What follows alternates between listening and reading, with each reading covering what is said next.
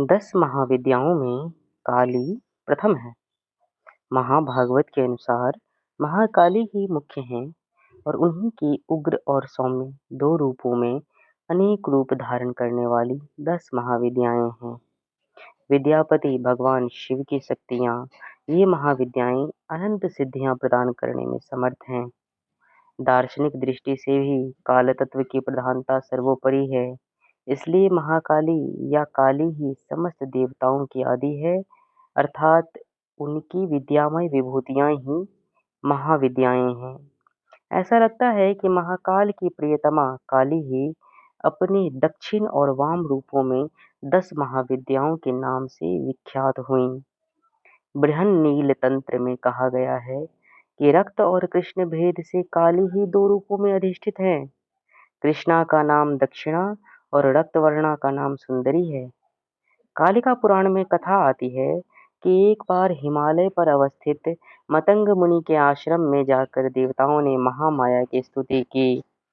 स्तुति से प्रसन्न होकर मतंग वनिता के रूप में भगवती ने देवताओं को दर्शन दिया और पूछा कि तुम लोग किसकी स्तुति कर रहे हो। उसी समय देवी के शरीर से काले पहाड़ के समान वर्ण वाली एक और दिव्य नारी का प्राकट्य हुआ। उस महातेजस्विनी ने स्वयं ही देवताओं की ओर से उत्तर दिया कि ये लोग मेरा ही स्तवन कर रहे हैं। वे काजल के समान कृष्णा थी, इसलिए उनका नाम काली पड़ा। दुर्गा सप्तशती के अनुसार एक बार शुंभ निशुंभ के अत्याचार से व्यथित होकर देवताओं ने हिमालय पर जाकर देवी सूक्त से देवी की स्तुति की। तब गौरी की देह से कौशिकी का प्राकट्य हुआ।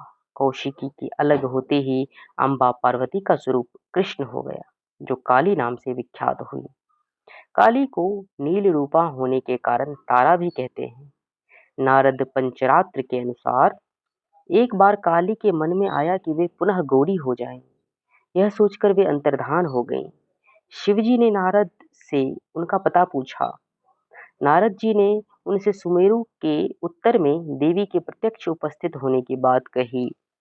शिवजी की प्रेरणा से नारद जी वहां गए। उन्होंने देवी से शिवजी के साथ विवाह का प्रस्ताव रखा।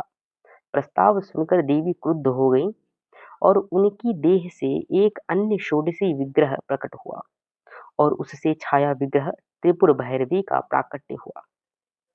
काली की उपासना में संप्रदायगत भेद है।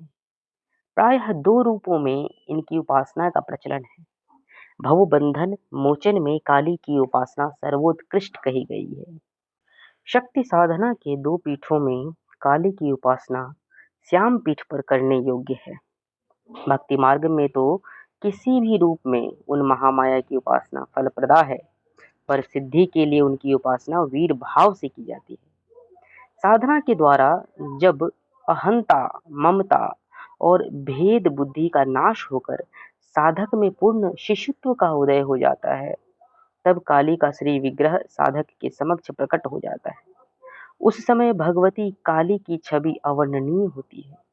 कज्जल के पहाड़ के समान दिग्वसना, मुक्त कुंतला, शव पर आरूढ़ मुंडमाला धारिणी भगवती काली का प्रत्यक्ष दर्शन साधक को कृतार्थ कर देता है।